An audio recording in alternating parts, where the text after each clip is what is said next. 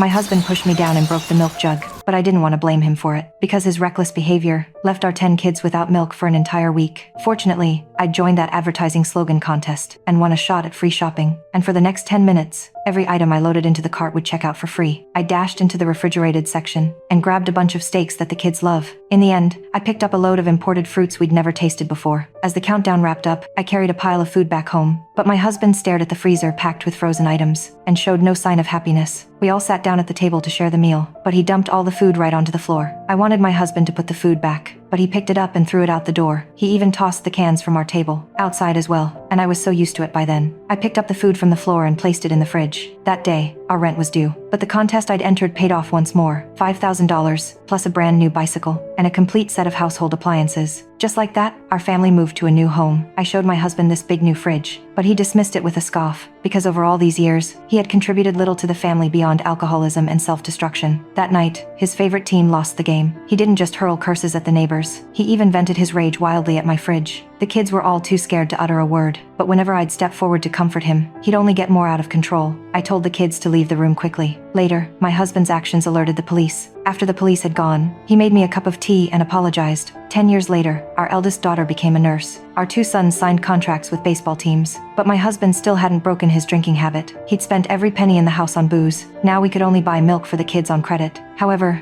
that day I got home a bit late, and I found the front door locked. The kids had been locked outside by my husband too. I angrily knocked on the back door until it opened, but my husband suspected me of having an affair. I didn't want to explain myself to my worthless husband, but the kids saw him bullying me yet again, and rushed over to defend me and chew him out. And I picked up a basin of jam and splashed it right onto my husband's body.